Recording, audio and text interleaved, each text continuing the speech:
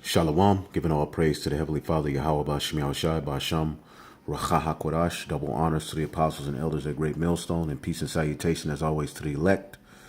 All right, and this is the Vine's expository dictionary of the New Testament words. All right, the Old Time Gospel Hour edition. All right, and the Spirit had it to where as I was doing my workout, I have a box of books that I, used to read, back when I first came into the truth. And the Spirit had me to look into it, and this was the first book pulled out, along with another book.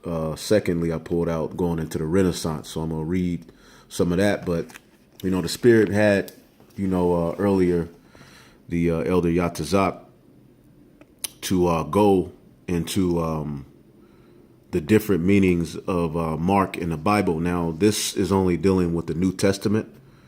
All right, but I wanted to read this, and we'll just go straight to Mark. It says, I'll just get close up on it. It says Mark, okay, the first word it goes into is charagma. It said denotes a stamp, impress. All right, it says translated Mark in Revelation 13, 16, and 17. All right, it says see graven. All right, graven. It says see graven.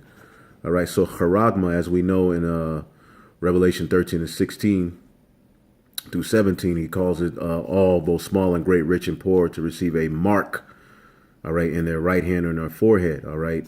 And this is something physical. You have particular men promoting this crap that the mark is something spiritual in dealing with a philosophy when that has everything to do with the image of the beast. All right.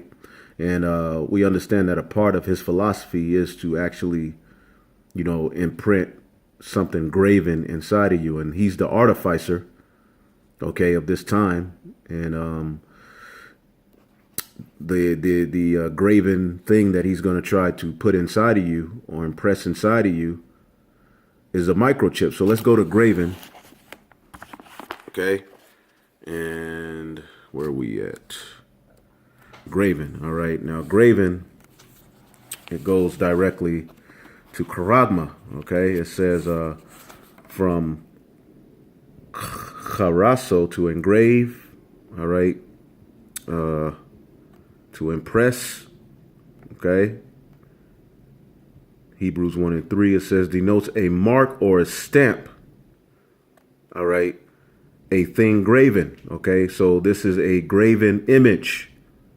Okay, and we understand that the graven image that they seek to put inside of you, all right, charagma, all right, is the microchip, according to that prophecy that we read. This is what John the Revelator saw on the Isle of Patmos when he received that vision. Now, the second, okay, is stigma, okay, which we understand when you see that it says, here is wisdom, this is the number of a man, and the number of that man is 666, which we can look around and clearly see that 666 is attached to this current wicked rulership, this current wicked priesthood. Okay. And as you see here, it says stigma, it says denotes a tattooed mark or a mark burnt in a brand. So this is something physical dealing with the skin. Okay, you have these teachers now, as we'll show you, there's other words for mark, as the priest Yatazak beautifully went into earlier, and we'll go into a few of those. But dealing with this mark of the beast, all right, charagma and stigma, all right, were mentioned specifically. There was no other word for mark, all right, and then you had shy stigma. All right. And what is stigma? As we see here, it said it denotes a tattooed mark or burnt in a brand. OK. Stizo, to prick. Translated marks in Galatians 6 and 17, when Paul speaks about the marks that he received. All right. From those of the circumcision. All right. in Jerusalem, the Judaizers who hated his doctrine because he was preaching the Messiah, and they were stuck in that new covenant. I mean, that first covenant, which was the law, man. It is probable that the apostle refers to the physical sufferings, which when you physically get beat, what does it leave on your body? A mark. Okay, there was a Tyson Fury fight a couple of weeks ago, and he got hit in the eye, and what did it leave? He got a cut. You see, he had a cut on his eye. It says it is probable that the apostle refers to the physical sufferings he had to endure. All right, since he began to proclaim Yahushua as the Messiah and Lord. All right, it says at Lystra and Philippi, he got beat a few times for his doctrine. Okay, as did other apostles and prophets. It says it is probable too that this reference is to his scars. His scars. All right, his scars was intended to set off the instance of the Judaizers, which were a group of men teaching that you had to be circumcised after a manner of Moses to be saved. All right. Up on a body mark, which cost them nothing. All right. Over against the circumcision they demanded as proof of obedience to the law. All right. Meaning you had to, circumcise yourself to be saved. All right. And it says they demanded as proof of obedience to the law. He set, all right, the indelible tokens, all right, sustained in his own body.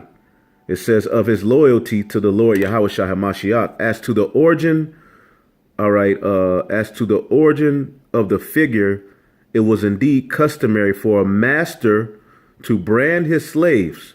But this language does not suggest that the apostle had been branded by his master. OK, he was just speaking of the physical marks he endured for. All right. Preaching Yahushua, man. It says soldier and criminals were also branded on occasion. All right. And that's going to happen in this time as well. All right. Particular men and women are going to take the mark of the beast to get early releases. That's been on legislation.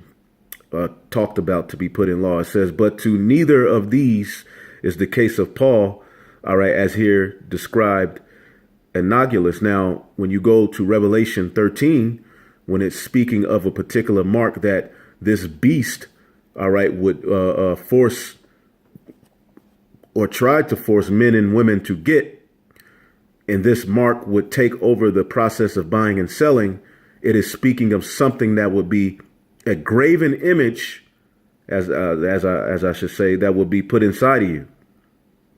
All right. But as we read Galatians 6, all right, that word mark, which is stigma.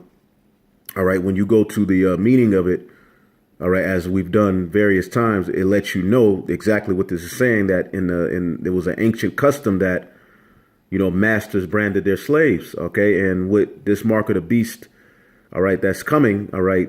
That's what Esau, Edom, and these heathen are trying to do. They're trying to brand you and put their name on you. OK, it says soldiers and criminals also were branded on occasion, but to neither of these is the case of Paul.